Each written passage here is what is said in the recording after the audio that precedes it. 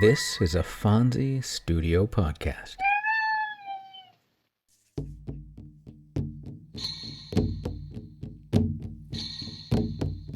Welcome to Tales from the First Nations.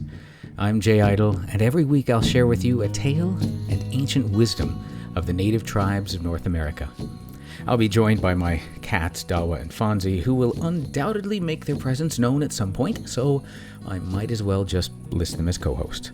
We hope you'll enjoy the tales and wisdom, raise your vibration, and enrich your life with us every week.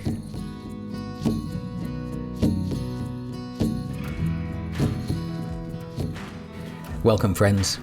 Welcome to the 12th episode of Tales from the First Nations. I'm your host, Jay Idle, and I'm honored that you have joined me today.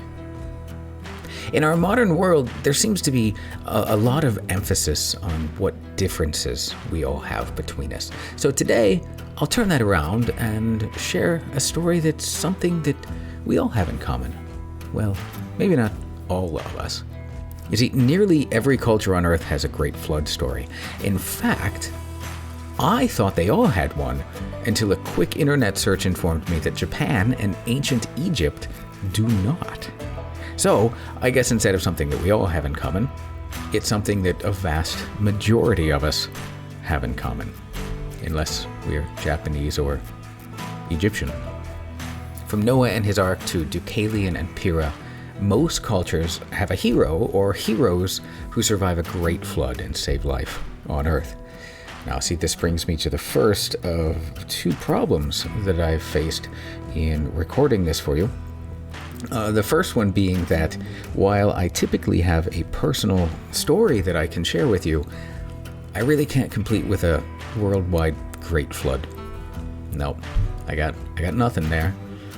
Now, I did grow up in the country, and there were times when there was a great deal of rain and the sump pump would back up and the basement would flood a little bit. So my dad and I would go down into the basement with buckets and haul water out and throw it into the yard. But me walking up and down a flight of stairs with buckets hardly compares to a great flood that covered the earth. So I think I'm going to let you down on a personalized story this time, and for that, I'm sorry. The next problem that we will face very quickly here is pronunciation is a wee bit more challenging this time around. So keep your fingers crossed. Let's see if I can pronounce all these words correctly. I will do my best. Today's tale comes from the Odawa people, and we have a familiar character. I believe he's been in some stories before, and he definitely will be in more stories in the future. It's a very remarkable character by the name of Nanabozho's Nanabozho. Fingers crossed, hopefully I got that. Well, the meaning for that in the Algonquin dialect is the greatest clown boy in the world. So today we're going to talk about the prophet Nanabozho's Nanabozho and how he recreated the world after a flood.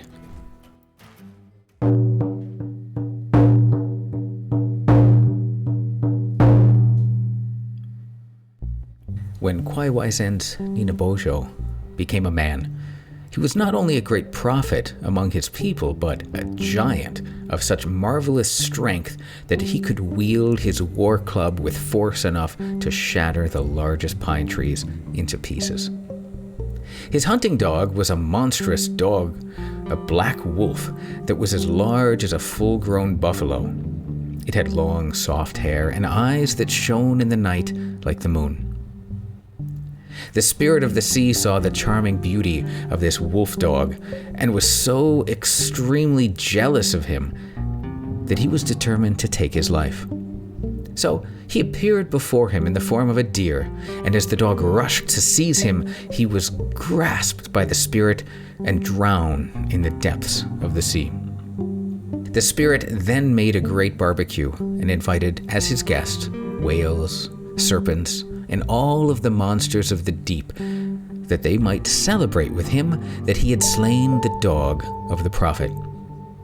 When the seer clown learned of the fate of his noble dog through the cunning fox whose keen eyes saw the deception that cost the wolf dog his life, he sought to take revenge upon the sea spirit. So, he went at once to the place where the spirit usually came onto land with his monster servants to bathe in the sunlight, and there he concealed himself among the tall rushes until the caravan of the deep came ashore.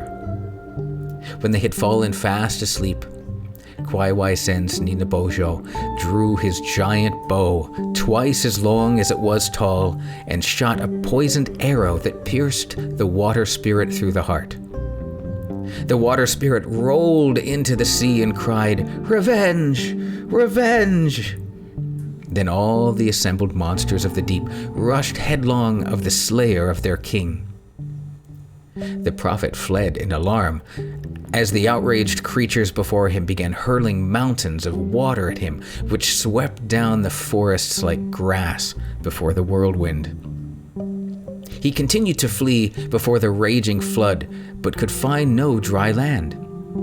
In great despair, Kwaiwai Sen's Nanabozho then called upon the god of the heaven to save him, when there appeared before him a great canoe in which were pairs of all kinds of land beasts and birds, being rowed by the most beautiful maiden. She let down a rope and drew him up onto the canoe.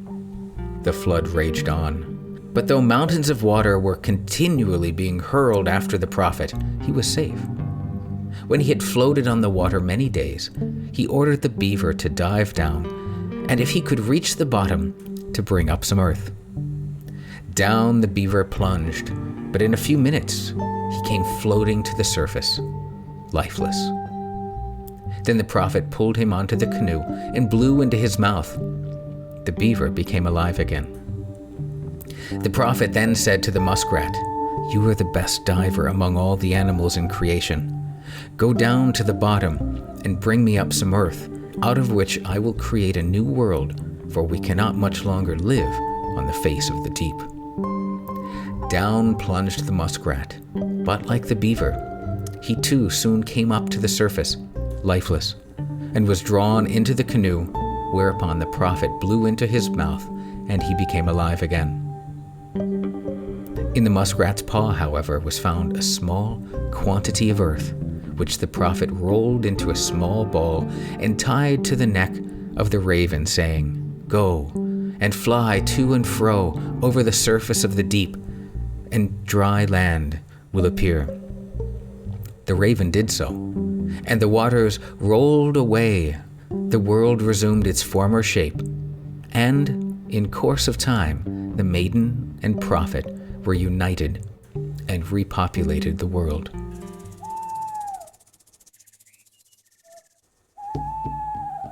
So it was good that Kwaiwai Sen's Nanabozho and the wonderful animals of the world could work together in the past to save the earth for us.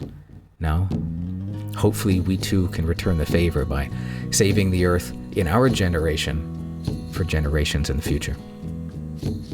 I give thanks to you for joining me on my journey and on this podcast. For more great stories like this, check out the Jaguar Bird channel on YouTube. There's a lot of wonderful content there. And of course, join me next week for another story here on Tales from the First Nations. I'm Jay Idle, and I'll talk to you next time. Theme music is provided by my dear friend Scott Brocklesby, and the moon in our podcast image was photographed by my friend Mark Lawton. We shall see you next time. All right, that's it. How'd we do, Dawa? Phones? Excellent. Then I'll share it.